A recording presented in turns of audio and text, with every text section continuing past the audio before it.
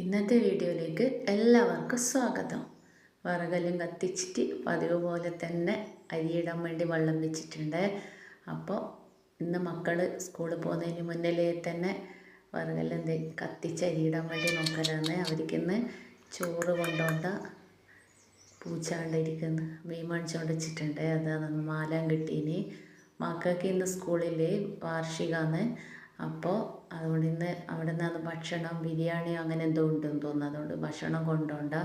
അപ്പോൾ രാവിലെ ഉപ്മാവെല്ലാക്കി, തരിയിൽ ഉപ്മാവെല്ലാക്കിയിട്ട് അരിയെല്ലാം രാവിലെ ഇട്ടുകൊണ്ട് ചോറെല്ലാം വാർത്തിട്ട വെന്തിട്ട് വേഗം തന്നെ. അപ്പോൾ മീൻ മാലാനാണ് കിട്ടീനി. അതെല്ലാം നല്ല വൃത്തിക്ക് മുറിച്ചെടുത്ത് ഉപ്പും മഞ്ഞൾപ്പൊടി ഇട്ടിട്ട് ഒരു ചട്ടിയിൽ വെച്ചു.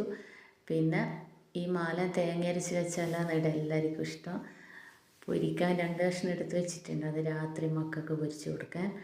അപ്പോൾ ഇതാ ആ തേങ്ങയിലേക്ക് കുറച്ച് തേങ്ങയും അതിലേക്ക് 1/2 കഷ്ണം ഉള്ളി, 1/2 കഷ്ണം തക്കാളിയും, ഈ ഇടയ്ക്ക് ഞാനൊരു മുള്ളൻ കറിയും അങ്ങനെ വെച്ചിട്ടുണ്ട്, അതിന് വീഡിയോയിൽ ഇട്ടിട്ടുണ്ട്. അപ്പോൾ അതിൻ്റെ ബാക്കി കഷ്ണങ്ങളെല്ലാം അവിടെ വെച്ചിട്ടുണ്ട്. ആ 1/2 കഷ്ണം ഉള്ളിയിൽ തേങ്ങ അരക്കാനിട്ടതിൽ ബാക്കിയാണിത്. 2 പച്ചമുളക് ഇടുക. പിന്നെ ഒരു വലിയ തക്കാളിയിൽ നിന്ന് 1/2 കഷ്ണമാണ് തേങ്ങയിലേക്ക് ചേർത്തത് അരക്കാൻ വേണ്ടിയിട്ട്. അതിൻ്റെ ബാക്കി കഷ്ണം ചട്ടിയിലേക്ക് ഇങ്ങനെ മുറിച്ചിട്ടിട്ട് നമുക്ക് പുളിവെള്ളം ഒഴിച്ചിട്ട് വേവിക്കാൻ വെക്കണം.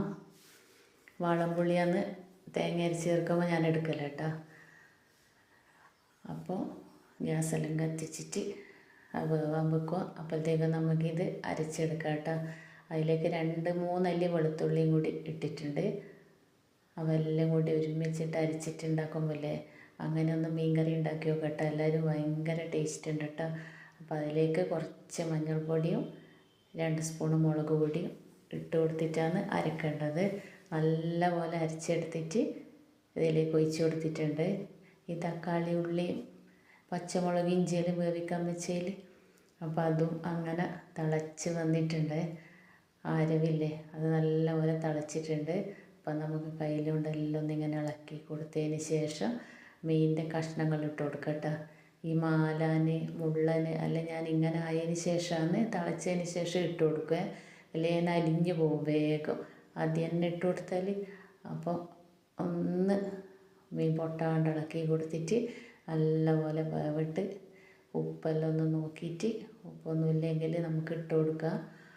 അപ്പോൾ ഇതാ അതവിടുന്ന് വെന്ത് ആവുന്നുണ്ട്, തിളച്ചിട്ടല്ല. അപ്പോഴത്തേക്ക് ഞാൻ കയ്പക്ക ഇല്ലേ പാവക്ക, അത് ഉപ്പും മഞ്ഞൾപ്പൊടി ഇട്ടിട്ട് വേവിച്ച് വെച്ചിട്ടുണ്ട് അതിന്.